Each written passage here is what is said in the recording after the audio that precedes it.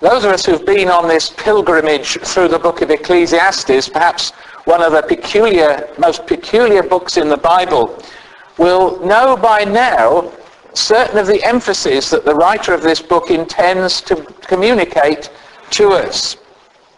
He wants to tell us, for example, that a self-driven life will neither find all the answers to life's ultimate questions nor bring lasting satisfaction.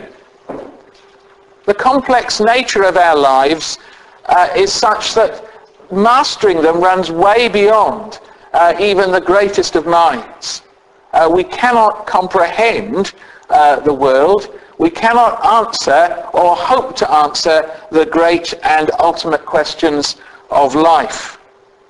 And the pursuit of a self-driven life neither brings answers to those things, whatever the choices one might make for how that may be achieved, perhaps through wealth or through scholarship or through hedonism, whatever it is, this book tells us that we will find no lasting answers. It's Augustine who said many, many years ago, our hearts are restless until they find their rest in you. And the book of Ecclesiastes is trying to ram home that point to us. That if we seek to master life for ourselves, if we seek to understand the great complexities of life, we will not only be disappointed in not being able to obtain the answers, but we will ultimately find that deep within our souls there is a restlessness and a lack of something that we know is missing. Without God, says the book of Ecclesiastes, without God in our lives, we will never find that aching void met. And then the book also reminds us that life, for all it is complex and presents us with unanswerable problems, is best lived not by seeking to master it, but to receive it and to rejoice in it as a gift that is received from God.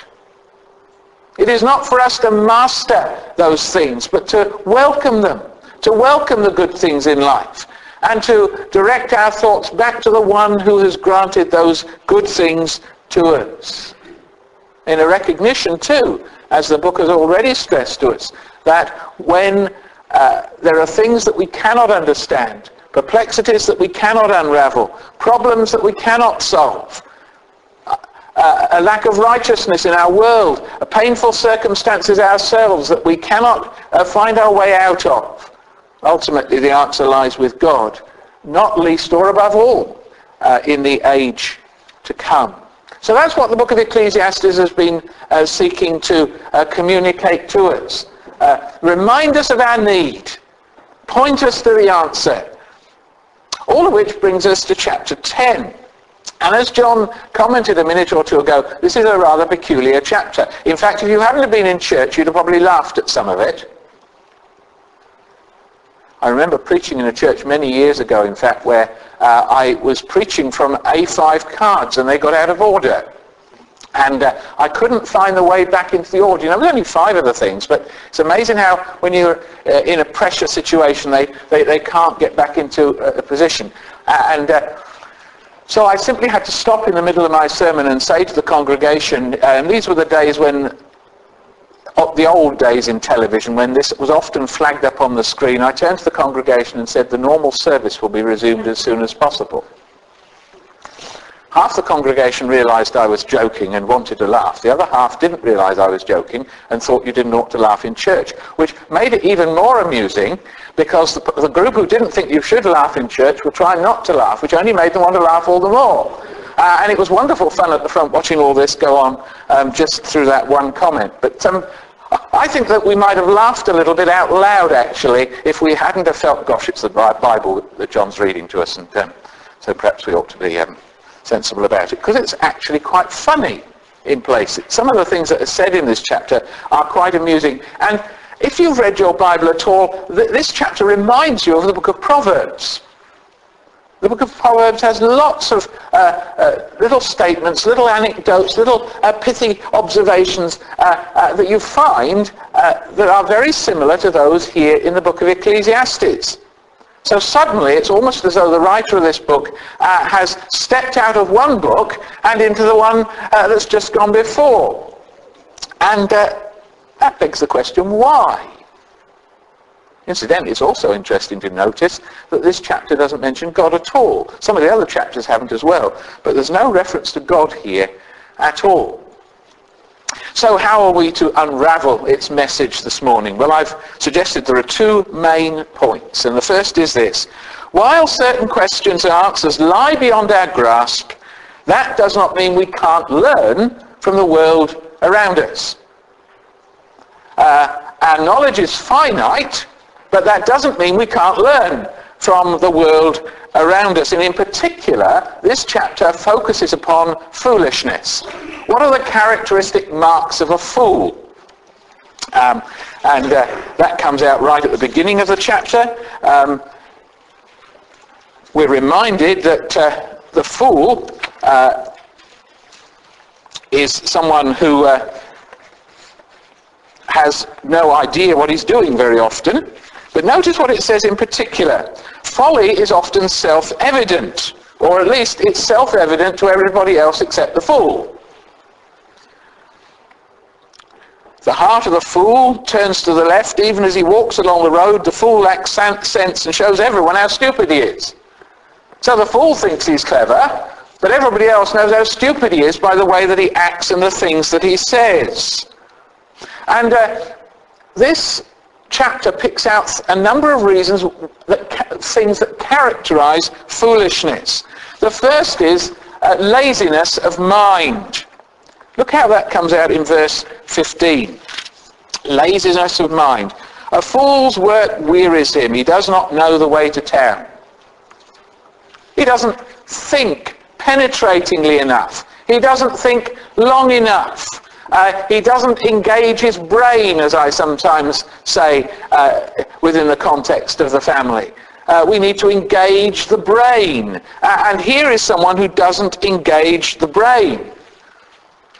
The result is that he may boast, but lack the ability to understand that his boasting is simply empty words. The fool is consumed by his own lips. At the beginning his words are folly, at the end they are wicked madness, and the fool multiplies words. A lot of comments, a lot of words, but actually no substance because he hasn't or she hasn't thought enough about the realities of life. And mental laziness is often accompanied by moral failings. A laziness to think through life and its issues often leads to moral failings, and you see that in verses 16 and 17. Woe to you, O land, whose king was a servant, whose princes feast in the morning. Blessed are you, O land, whose king is of noble birth, and whose princes eat at the proper time for strength and not for drunkenness. Folly, a lack of thinking through the issues of life, often leads to seeking answers in those things that are useless and damaging, and the folk who make those choices lack moral fibre, as we would say today. And such leads to general laziness, a laziness of life, indolence. If a man is lazy, the rafters sag. If his hands are idle, the house leaks. And you get the impression that here is somebody living in a hovel, in squalor, and doing nothing about it because it's just simply too much effort to do anything about it. And verse 19 picks out, I would suggest to you, the characteristic marks that drive a person to this indolence. And it is, they're driven by carnal needs, stimulants, and the pursuit of money. A feast is made for laughter, wine makes life merry, but money is the answer for everything. And you almost feel that's their banner that they flag out. This is the principles under which these people live. Laughter, wine, and money. Carnal needs, stimulants, and the pursuit of money. That, says this book, is the fool.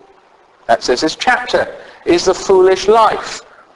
And we recognize that, and if we're wise enough to recognize it, we actually look out and see that's often how we ourselves have lived, and certainly very much how our society is driven and leads. Meanwhile, of course, this chapter, it tells us that someone who is wise is characterized by discretion. There's that lovely little story at the end. Do not revile the king even in your thoughts, or curse the rich in your bedroom, because a little bird, this is where the little bird comes from. For a bird of the air may carry your words, and a bird on the wing may report what you say. It's marked by discretion and by calmness in the face of provocation. If a ruler's anger rises against you, do not leave your post. Calmness can lay great errors to rest. So the first thing that the writer in this chapter wants to stress to us is that there are lessons that we can learn from the world around us, and lessons that we can learn that especially show us the marks of a foolish life, and thereby prompting us to seek to live wisely. But then the second lesson is this: while guidance for life can be gained, the existence of evil can destroy much good. As dead flies give perfume a bad smell, so a little folly outweighs wisdom and honour. It's difficult to know how that should be applied, which perhaps suggests it can be applied in a number of ways. It may suggest that you and I may do many, many good things, and then we do something really daft, and the thing that I do that's daft totally destroys all the good that I've done before. And I think some of us recognise that. Or it could mean that we do some good things, and then some fool comes along and destroys it, which is equally true.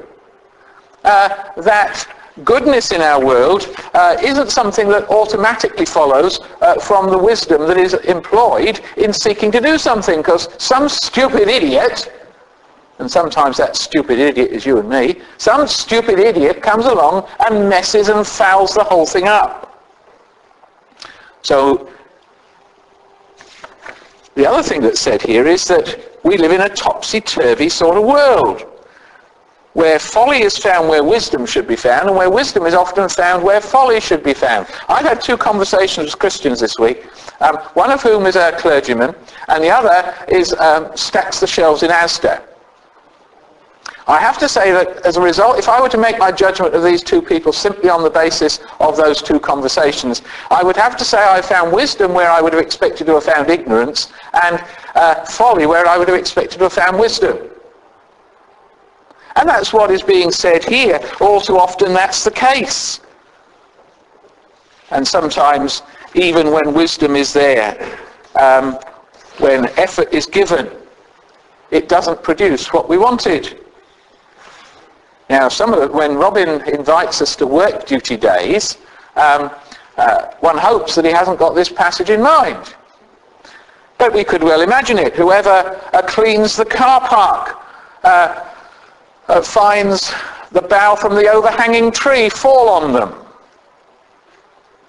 Well, you could imagine that as a sort of illustration. Whoever digs a pit may fall into it. Whoever breaks through a wall may be bitten by a snake. Whoever quarries stones may be injured by them. Whoever splits logs may be endangered by them. So we may commend human effort, we may commend wise action, but that itself can be overthrown by the quirks of circumstance. So that's what this chapter is teaching. On the one hand, we can learn things from the world around us, and there are lessons that ought to be learned and applied to our own life, but also we need to recognize that knowledge is limited, and even though we sometimes pursue the good, it will be destroyed by the bad, it'll be overcome by freaky circumstances, whatever it is. So that's what the chapter appears to be teaching, which raises the question for me, while it's good sound advice, where is God in this chapter? And where is the gospel in this chapter? Now, if I didn't ask that question, my wife would ask me that question when I went home. So I'm asking it before she asks me. Where is God in this chapter, and where is the gospel in a chapter where God's name is not even mentioned? And I've suggested at the bottom of your sheet here some tentative answers towards it. Perhaps it is that this chapter refuses to acknowledge a place for self-mastery. I'm the boss. I'm in charge of my life. Thank you very much. I will get through without any help from anyone else. And this chapter exposes that as nonsense. It's an attitude which the world often has. It's an attitude which we sometimes adopt. But we're told here that is utter nonsense. It also surely insists that we need to be humble in the face of our human experiences. We are not masters, even if we try to pretend that we are. We're not in control. There are things way beyond our control. There are things way beyond our understanding. And in the light of that, we're called to a humility in the way that we think and act. Perhaps it is that this chapter, as I suggest here, may reflect a society that has abandoned its God. This folly that is revealed here is characteristic of a society that has abandoned God's way and has not sought him. Perhaps the encouragement to think is to say that if we engage in adequate thought, we will recognize our need. That we will be turned away from things that are mere creaturely things, and will be turned in our thinking back to seek the Creator. So perhaps this chapter in the end is designed, and I think it is, it's designed to expose to us our need, to point out to us that there is one beyond this world who has made this world and who calls us humbly to serve him and to seek him. And if the chapter does no more than that, that is at least the first stage in preaching the gospel. We do need to recognize that we stand before God as those who have been made by him, those who cannot master this world because he is its master, who cannot make sense of this world for he is its designer, who will not be able to find all the answers in life because he is so much greater and bigger and grander than us. And perhaps therefore it's designed, as I say, to encourage us to seek